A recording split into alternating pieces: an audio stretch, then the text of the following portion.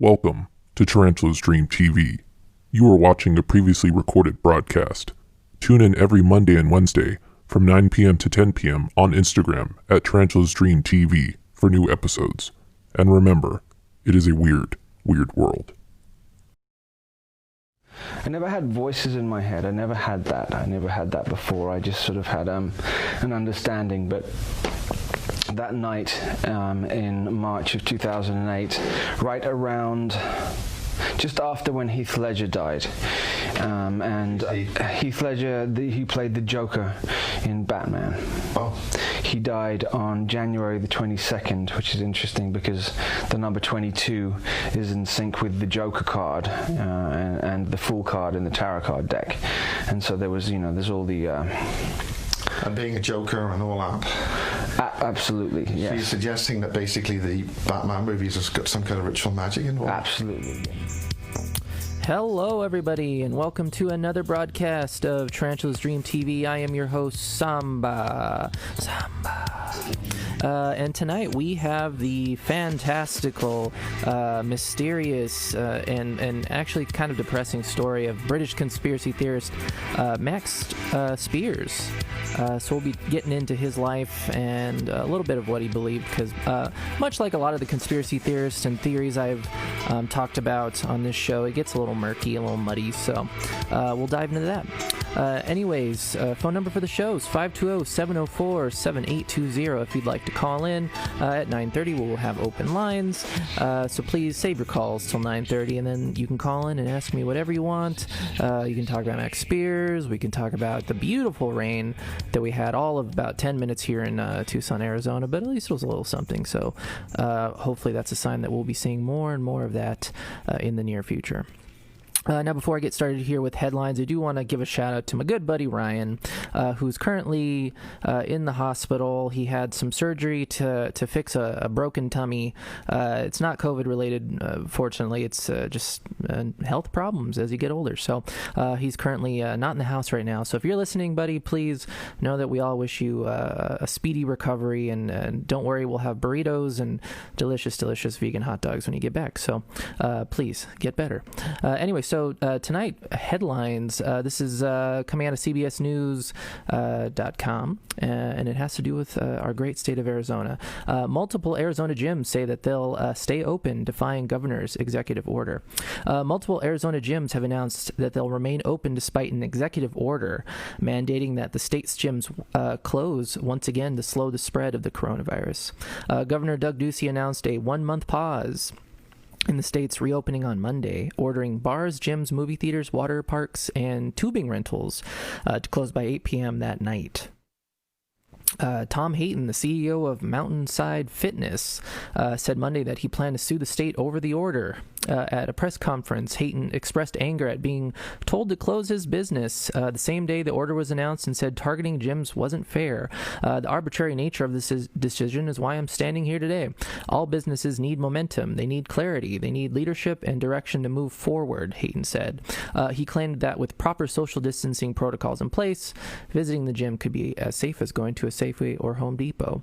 Now, without getting too personal with it, I guess, yeah, potentially, but also, is it really all that safe to be going to a Safeway or Home Depot right now either? But at any rate, that was headlines for the night. So now we can get into the meat of the night, but actually first I want to check the comments real quick just to see if anyone was a Joker.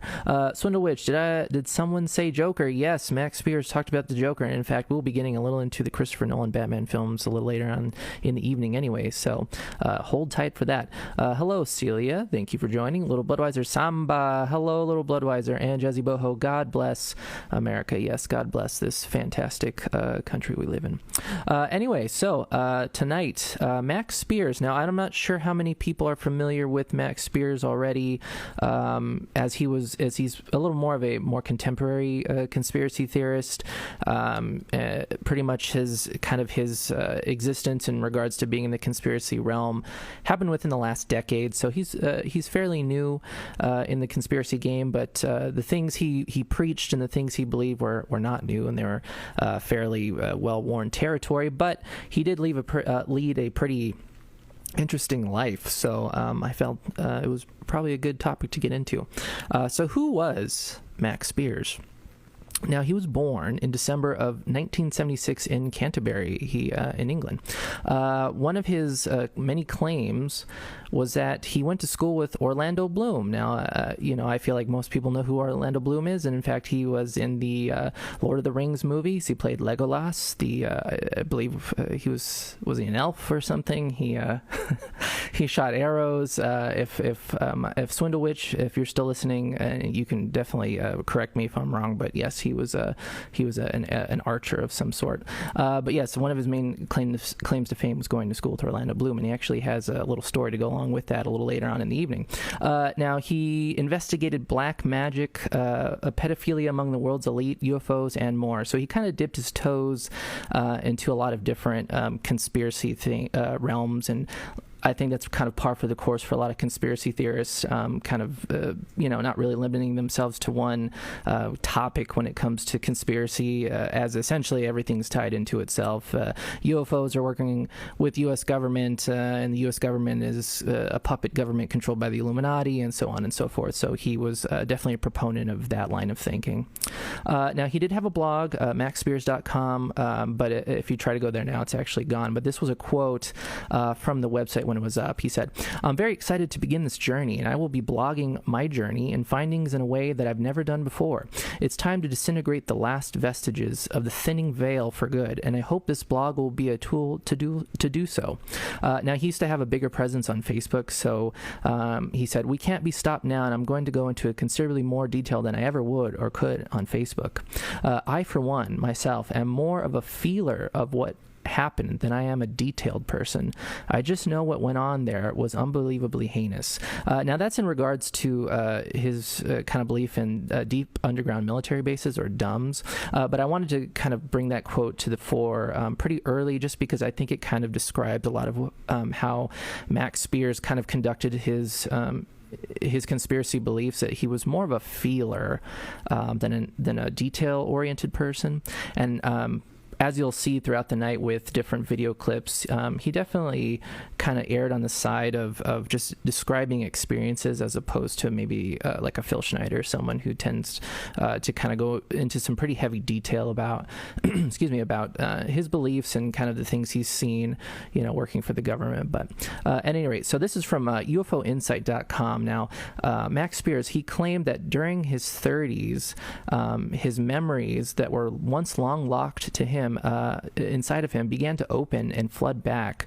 He remembers being trained or taken and trained to serve as a super soldier on other planets and dimensions.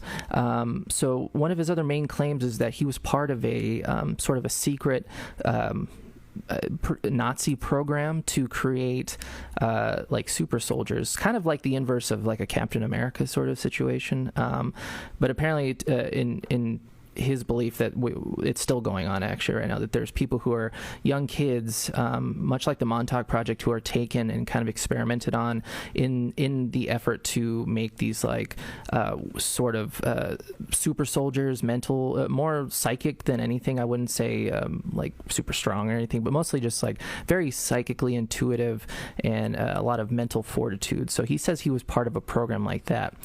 He also claimed that commands lay dormant in his brain, and they were waiting for a trigger word so that he might carry out a predetermined action that he would be completely ignorant of. Now, he does go into some detail in a few different interviews talking about going to sleep at night and waking up and there being random receipts in his car, and realizing that in the middle of the night he essentially got up and kind of lived a sort of a double life in the evening, but he never really knew what that was, and he never really went into what the receipts were. I don't really want to sleepwalk and head out to like a Taco Bell at 3 a.m. But if I found receipts at 3 a.m. for Taco Bell and I ate it, I wouldn't be too worried. So now one of the secret projects that he claimed he was part of was called Project Mannequin, which was essentially a cloning program whose aim was to produce the super soldiers and assassins. The program operated in the United Kingdom, but it would fall under the NSA. It overlaps with similar programs run by the United States, other United States agencies such as MKUltra, and also with mind control, behavior control. So essentially, this conspiracy does span between England and the U.S. and a lot of other different places. Now, I do want to play a couple clips because I do kind of want to show you a couple little videos here that have to do with Max. So the first one. Well, both of them actually come from a BBC documentary that was called Max Spiers Fractured, and this is kind of a spoiler alert, sorry, The Death of Max Spiers. So the documentary is not particularly long. I believe it's only about 25 minutes, and it was conducted after his death. So it was kind of going back and the investigative journalist who was doing it for the BBC was talking to members of his family, because he does have surviving members of his family, specifically his mother, as well as some friends. So this is actually a clip of kind of his one of his friends, Miles, talking about just the kind of person that Max was, as well as sort of explaining sort of Max's substance abuse, because Max Spiers was a drug user at one point, so he kind of gets into that a little bit as well. Max, on one level, is an extremely intelligent, erudite, fun guy, in love, loves the birds, great guy. Make no mistake about it, Max was no saint. He did some recreational drugs, he drank like hell, and he had a good time. Now, when I met him in Canterbury, we were being tracked by at least 4 pairs of agents. But there was one particular guy who was making a big show of walking around the place, and he actually did a thing called Trigger Max. It was one of the things, this is the whole point about these children, is that you can program a person's personality. So they behave in different ways according to what you Yes, want and with to a do. trigger word, which is what's called a trigger word, bingo, they will switch. Miles is suggesting here that Max, if I've got this right, could be switched on and off into different states by unknown people. He even goes on to suggest One of the signatures of programming is addictive behaviors. It's called trauma-induced mind control. You put the individual into a state of trauma, so their normal personality basically wants to get out of that trauma. It wants to kill the pain. And once that happens, bingo, you shatter the individual's personality, and then the person who's done that can control that. And you can have a couple of hundred different personalities. That just sounds like addiction, though, but you've given it a face. No, that's why it's the trauma which causes you to go for the addiction, to get rid of the trauma. Is intended for the entertainment and Sorry about that. That little had a little technical glitch there. Anyway, so that was Max's friend Miles talking about kind of his friend, and also kind of trying to explain why his mind was it was in a fractured state a lot of the times, and kind of reinforcing the idea that his any sort of addictive behavior that Max Spiers had wasn't really his fault, was essentially just sort of kind of the byproduct of having different mind control locks on him. So that was his friend Miles. Now this next clip is actually from the same like I said, it's from the same documentary, and it's his mother actually talking about his drug issues and why he even started to kind of get into prescription drugs that led into something a little more sinister. What's Max's relationship been with drugs? So he did something, jumped over something, perfectly, wasn't drunk, nothing, jumped over something, managed to land awkwardly and got a crack in his pelvis, went to hospital in America, and they gave him one of those powerful drugs. Oxycontin? Either Oxycontin or it might have been Percocet, and it created a really big problem. Oxycontin and Percocet are very common prescription opiates used in the States, and overprescribing of this kind of drug has caused a big rise in heroin addicts in America. Did he experiment? He went all the way down to using heroin. To heroin, yeah. Only once he couldn't get the pills anymore. So that was Max's mother, kind of diving a little deeper into why someone like Max Spiers began using drugs. It began with a lot of people, it began with prescription drugs. So already he's for a conspiracy theorist, he's definitely a flawed individual, and unfortunately he kind of got wrapped up into abusing drugs. I bring that up so early in the evening because it does play, I believe, a larger part in sort of the the character of Max Spiers and kind of how things went for him and kind of what led to his death. But what are some of the main beliefs of Max Spiers? Now, one of them that is pretty well-worn territory in conspiracy circles is the MK Ultra mind control program. Now, this is from Wikipedia, so this is MK Ultra is a pretty well-known government program, but essentially it's a CIA mind control program.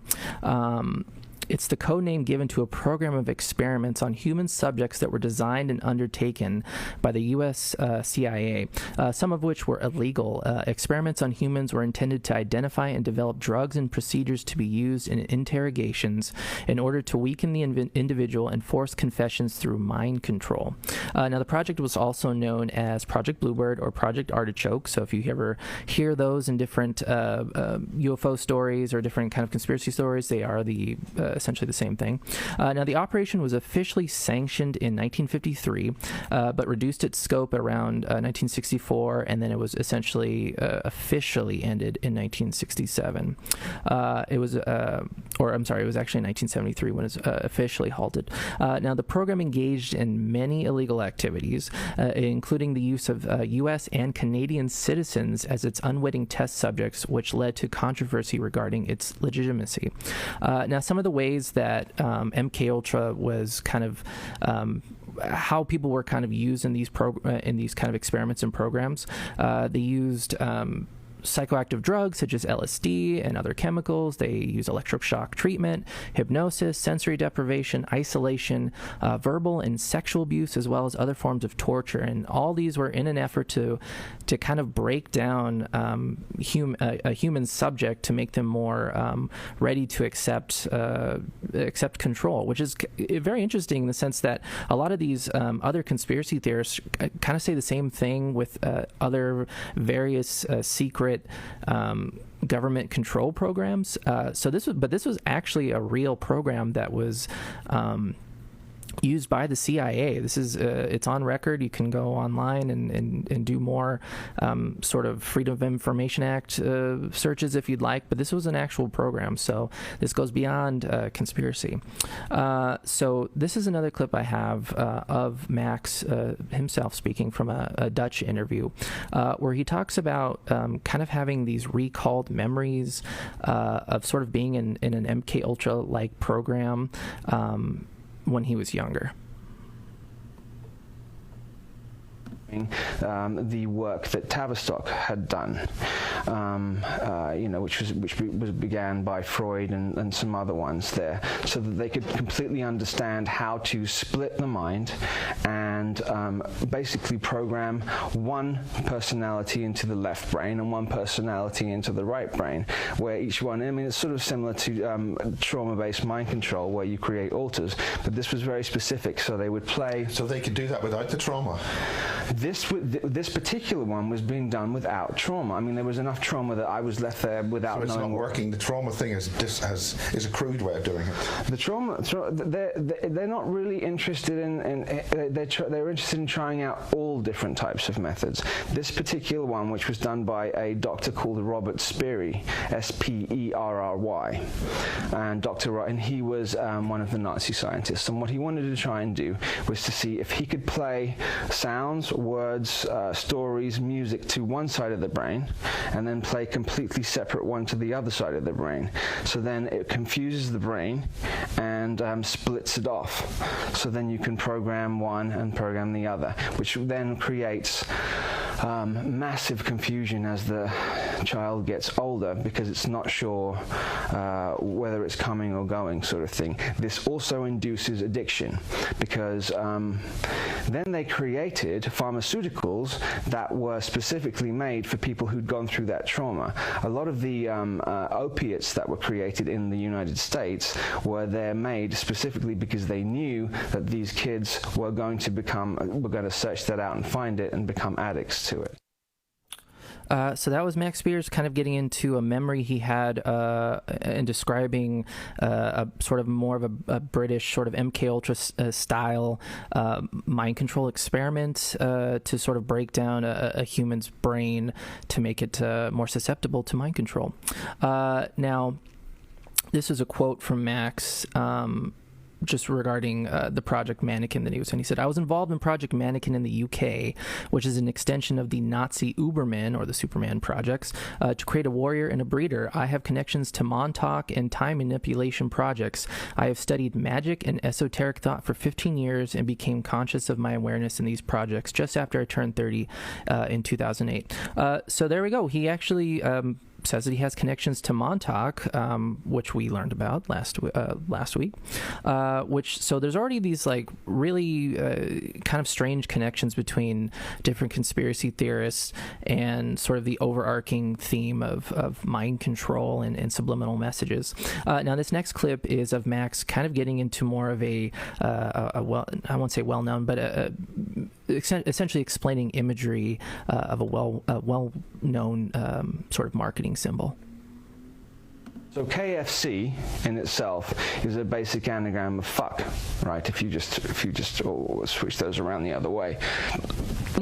Also, is the old grandfather image on that a trigger as well? Yes, absolutely, 100%. And the grandfather image on there, if somebody from Asia looks at this man's face, it looks Asian to them. If a white person looks at it, it looks white to them. Right. It's very, very cleverly done like that. And the man who was behind KFC doesn't quite look like that, but he was also a master programmer, handler, slave handler, and when the trauma was done by him, you would be shown a face of this KFC, the actual thing. So you'd flash that face, so you'd keep being drawn to it. So that was Max Spiers talking about KFC, using it as an example of essentially sort of a programmed mass media mind control. And I do want to make a couple notes here. If you notice, you'll notice a lot that he takes different words, different names, different nouns, and he likes to switch letters around to form other words as proof that that there's something more nefarious going on, saying that KFC is an anagram for fuck.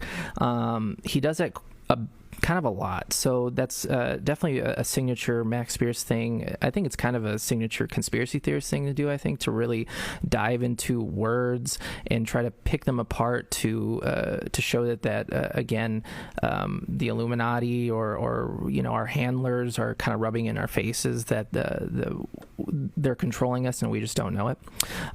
So the next kind of thing that he really believed in was the idea of cloning. Now he said that PLFs, or programmable life forces or forms, are a reality. Now he mentions that Dolly Parton was one of the first clones tried out for mass consumption. He also thinks that he has had to do certain things under mind control, where there's a high possibility that a clone version of himself was used to carry out a certain task. So things, when people say that, like, oh, I thought you were the one who did this horrible thing, that potentially there might be clones of us running around kind of using our identities to carry out sort of missions under these mind control programs. Another thing that he kind of preached a little later on was the idea of Project Bluebeam. Now, Project Bluebeam is another pretty big conspiracy theory. Essentially, the gist of it is a supposed NWO project. Project Bluebeam is to break down modern religious belief by destroying it in some way, either through like archaeological destruction, using like planned earthquakes and natural disasters, with the kind of the end goal of faking the return of a deity, essentially, using like 3D technology and holograms in the sky. And essentially these holograms and this technology would be so advanced that if you were a Christian, you would see Jesus in the sky. If you were a Muslim, you see Allah, and so on and so forth. Essentially, kind of just so that people would kind of fall underneath these deities and praise them. But essentially, they'd be kind of like a digital antichrist. So he believed that as well. Now, I'm coming up to the break here, but I do want to get into his story about Orlando Bloom, because it's fairly interesting. So in his words, he was actually a classmate of Orlando Bloom, and I don't know if there's any actual proof of him being a classmate of Orlando Bloom. I don't know if Orlando Bloom has ever came out and made aware of Max Spiers' claims and kind of said, yeah, I remember that guy in class. But anyway, this was from a website called supersoldiertalk.com, which is already a very interesting website to kind of be on anyway. But anyway, the story goes like this. He said, Orlando was actually Max's godfather. I don't really know how that works out if they went to school together. And after Max was baptized as a young teen by the Bishop of Canterbury himself, there was an Illuminati ritual in the basement of the cathedral pitting both boys against one another in a no-rules fight.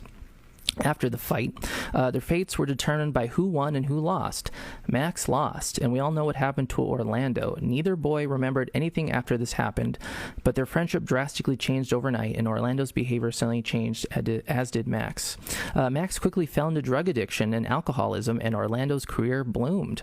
Both men also studied drama at the same school in London before Max left for addiction issues, and both men also auditioned for the same role Orlando eventually won for Peter Jackson's Lord of the Rings. So Max Spiers potentially could have been Legolas, according to him. Both are victims of the most severe form of Illuminati mind control known. Max has looked into Orlando's filmography. There are several key Jesuit Knights Templar orchestrated themes in it, including a film in which he literally plays a Knights Templar in the Crusades. There are hidden Knights Templar references in another hit film franchise Bloom was in as well.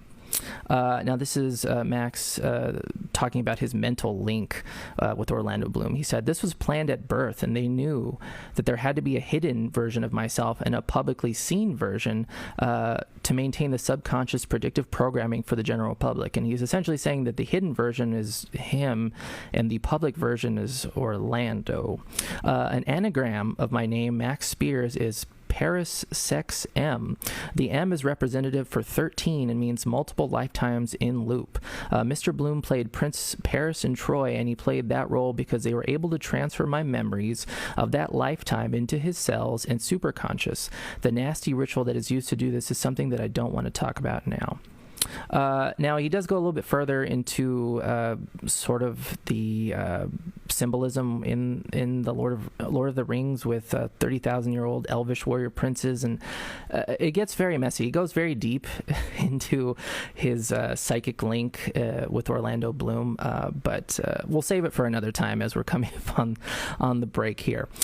So tonight, for the Song of the Night, we have local Tucson dream pop, dream artists, shoegazers, hikikomori, from their album Earthly Hangups. This song's called Bone Folder.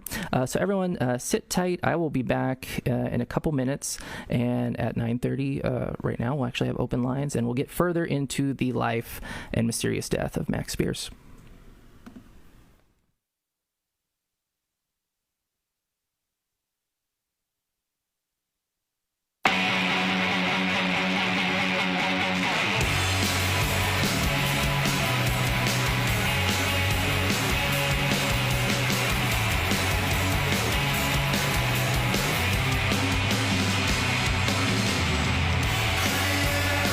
Outsider, I can feel the earth breathe.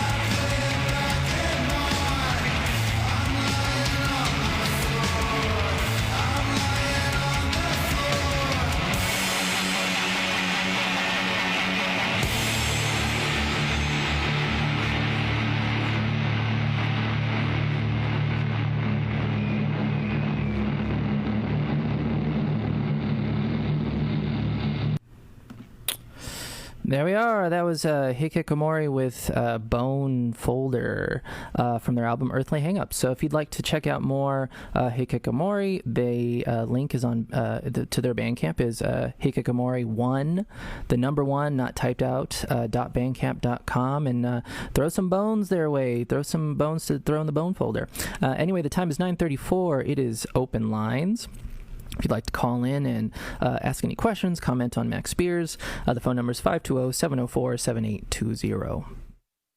Now, before I get back into the old Max Spiers conspiracy, I'd like to get the comments real quick. Let's see. Ooh, looks like it's blowing up over here. Jazzy Boho, dang, Spiers is coming in hot. Yes, he did not mince words.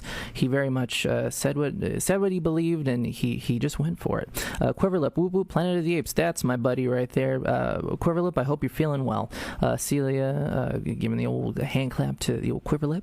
Little Bloodweiser, a wordplay man. Yes. He likes to dive into words as sort of as symbols and sigils, and which isn't necessarily an incorrect way of thinking of words, but he does take it pretty deep. Eggs and Eyes, big matrix energy with Project Bluebeam. Yes, I would say the idea of pulling the wool over people's eyes with 3D and holograms and such is pretty Matrix. Benjamin, now that's a Canterbury Tale, yes. Mary Ellen Rose, haha, bloomed. Little Bloodweiser, wait, is the implication that if Max had won the fight, he'd be Legolas? Yes. Well, the implication is that if Max had won the fight, that his life would essentially be put on the track of being the Hollywood celebrity. He would be the physical in front of you manifestation of Max Spiers himself. But at any rate, yes, that's essentially what that would be. Looks like I got a call here. Caller, you are on Tarantula's Dream TV. Hello? Hello, caller. This is Agent J. I'm calling about the Colonel Sanders. Colonel Sanders, Agent J, how are you doing? What's your deal with Colonel Sanders? Well, I noticed, Spiers seemed to talk about how the image of Colonel Sanders was, I guess, a trigger or something.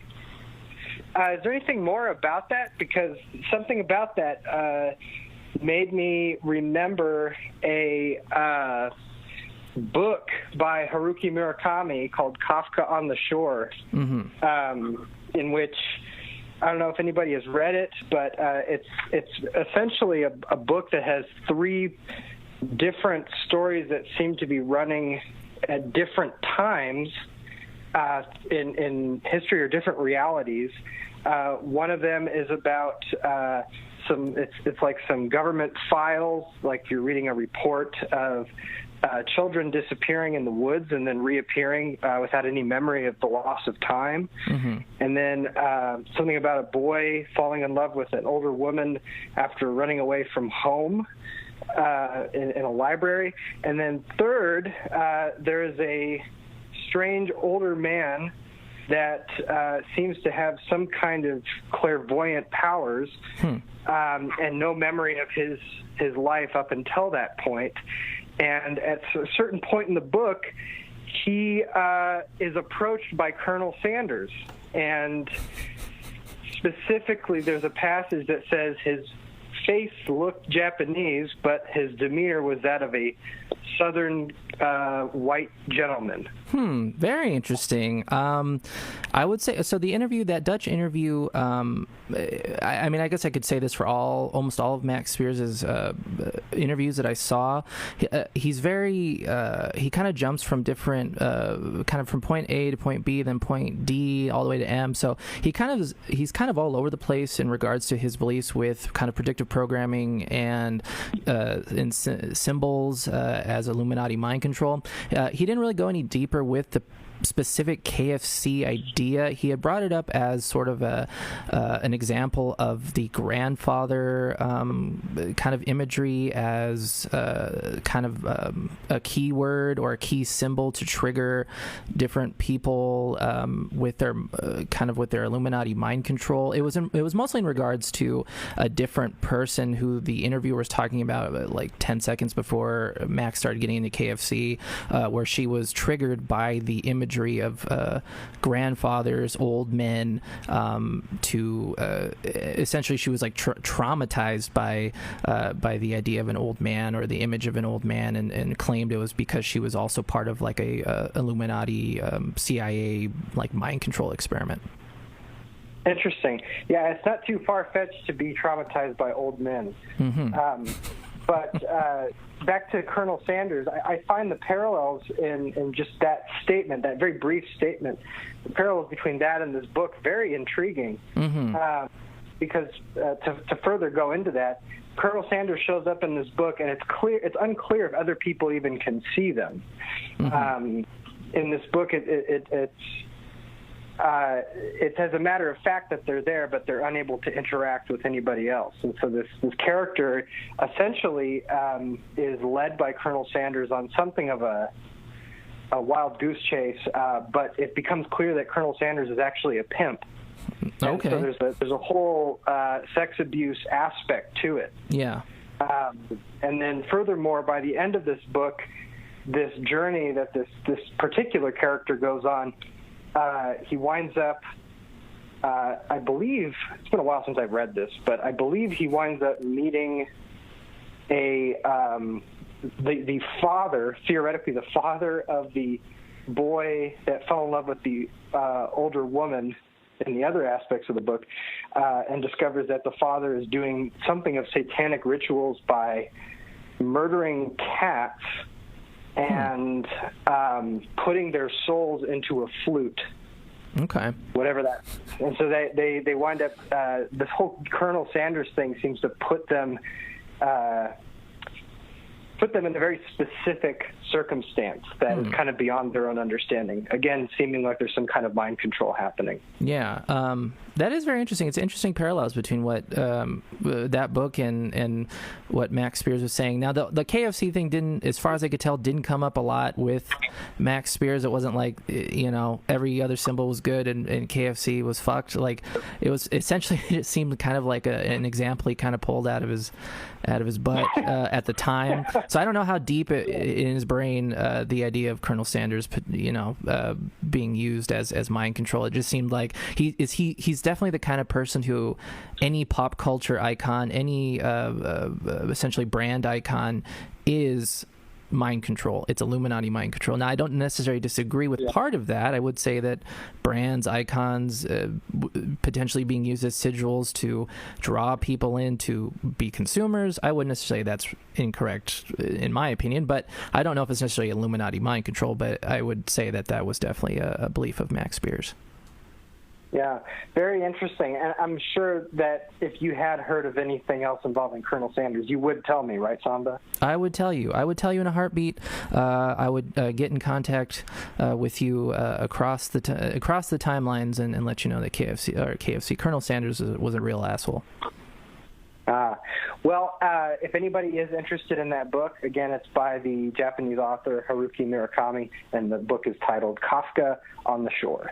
Awesome. Well, thank you very much for calling in, Agent J. I hope you're staying safe out there in your time travel adventures. Thank you very much.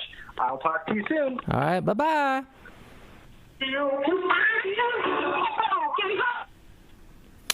There you go. Our favorite time traveler expert extraordinaire, Agent J, calling in with some weird parallels between Max Spiers in this book with Colonel Sanders being a pimp. Anyway, so Max Spiers.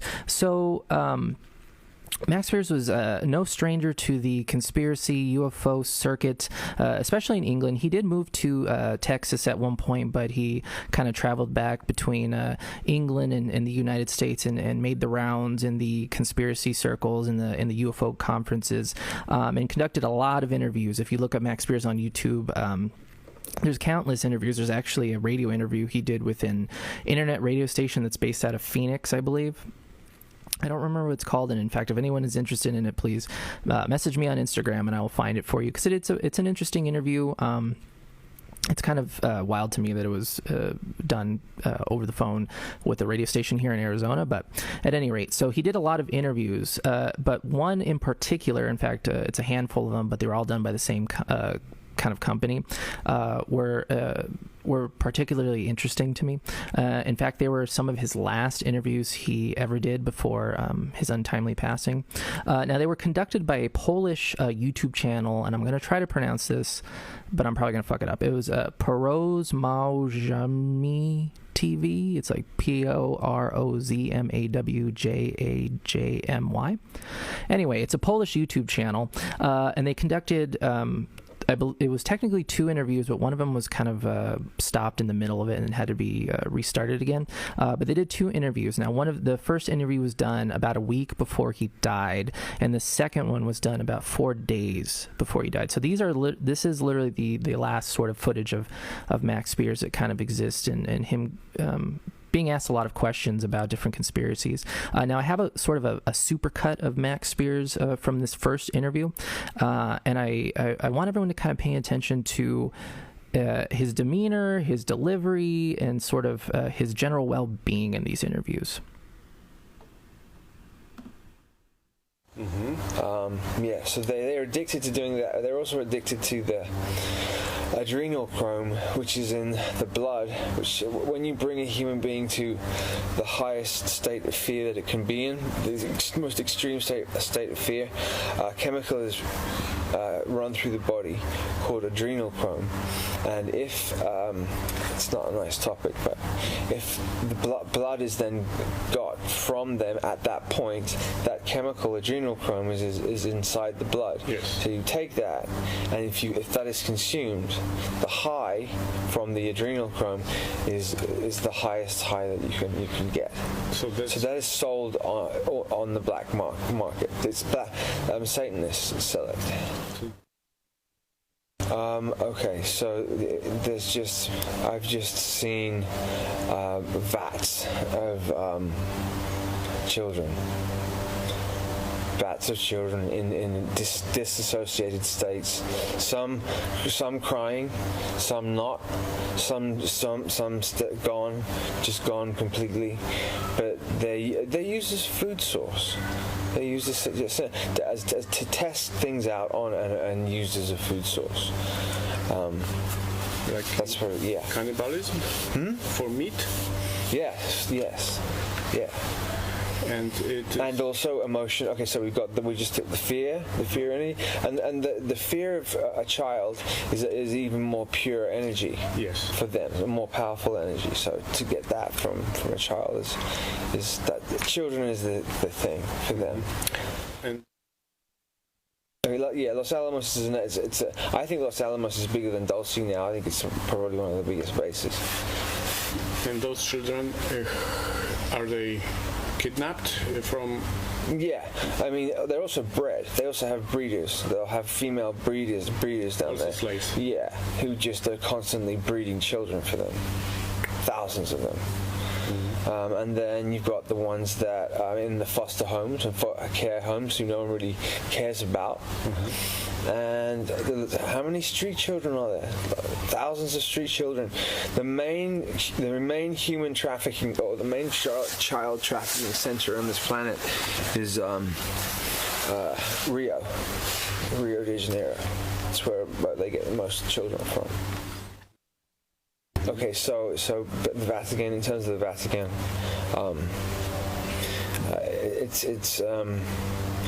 I mean, every time I look at any of the rituals that they do in the Vatican, it's just so clearly a satanic ritual. It's unbelievable. They say Satanus in the invocations when they're doing it. I don't understand why people aren't seeing that. I think there's like a spell or something done or thrown over the masses, so they literally just don't hear or just don't see these things. They're in a certain state of mind. Yes, yeah. They're where they're just unable. It's impossible for them to be able to see it. Because it's so glaringly obvious to me. I wonder why others can't see it. There is a short film on YouTube showing that a Polish bishop, right after a ceremony, does this and goes away. Are you kidding me? Yeah. Bang! Look at that. That was Max Spiers, a little supercut of some of the highlights of this, one of the last interviews he did. And he kind of gets into a bunch of different conspiracy theories, adrenochrome, which we've heard again and again from different people in the conspiracy circle, conspiracy community. He talked about seeing children in cages and underground military bases. He mentions the Dulce base, and that at this point is still is rumored. It's not confirmed. And he also talked more about sort of the satanic leanings of the Catholic Church, which is also well-worn conspiracy territory. Now, one thing I want to point out with Max is, again, like the quote at the beginning of the episode, a lot of these things are based on feeling, or at the very least, they're things that he said he claimed he saw while astral projecting. And I'm not really going to get into the whole thing of astral projecting, but it's essentially you're sort of either meditating or kind of getting into this very heightened sense of awareness, this space where you're able to project your spirit, your energy out into the universe, and you can kind of travel around. Some people say they can time travel. Some people say they can go visit other planets, see different spirits when they astral project. So a lot of these things he's claiming are more based on feelings, and at the very least, he's seen through astral projecting. Now, the second interview that was conducted 4 days before he died, I want everyone to kind of notice when I play a couple of these clips, sort of the change in Max Spiers, and sort of kind of his overall delivery of how he's of how he's kind of giving you his thoughts and his ideas. Now, this first clip here is about a false flag attack. It's in regards to the July 2016 Dallas police shooting here in America, which was at the time the deadliest incident against U.S. law enforcement since September 11, 2001. Yeah, there was a very extremely significant day. It's funny, I wasn't even thinking about that. That event was a false flag event, I believe, but it was done in such a way to cause massive human heart attack. Basically, the human heart was attacked, probably one of the worst since 9/11. If it was a false flag. It wasn't. It wasn't specific. It wasn't done randomly. This was another big setup. And then just so happened there be a crop circle appear very near Stonehenge, which I showed you the picture, which you can pick up on there, with the crescent moon, the seven rays, and the five sort of rays within the seven rays. There's Max Spiers talking about in his words, a false flag attack, the July of 2016 Dallas police shooting. Now, you probably all notice he's slurring his words. He sounds like he's passing out. In fact, the interview kind of on the video put there, in the title said that he was starting to sort of pass out and fall asleep. Now, some people are claiming that this, and including Max, is saying that this is because he's being sort of like psychically attacked by different evil forces who don't want him speaking.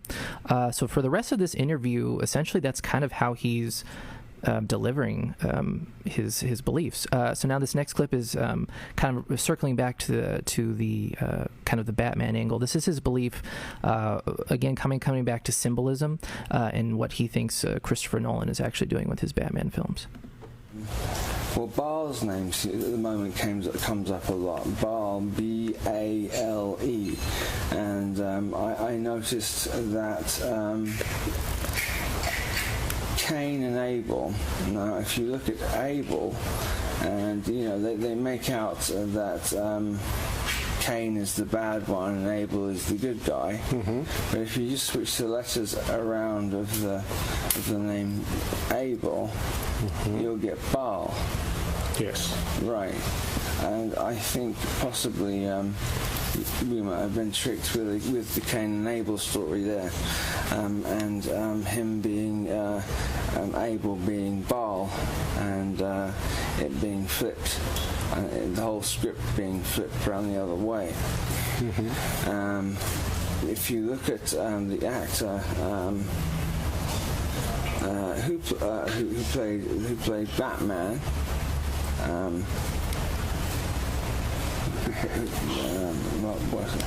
Christian Bale. Now, if you look at his name, you have Christian, and then you have Baal. Yes. Playing Batman. Batman is Baphomet Man. Or Batman. Badman or Baphomet Man. So there's an interesting wordplay in there. And so, especially with the new movie Batman vs Superman, I mean, it's and then all of a sudden you have Catwoman, who also wears all black, and comes in and tries to kill the savior. It's Christopher Nolan, the director Christopher Nolan, very, very clever man. There you go. Max Spiers kind of getting into more symbolism that he sees in the Christopher Nolan Batman films.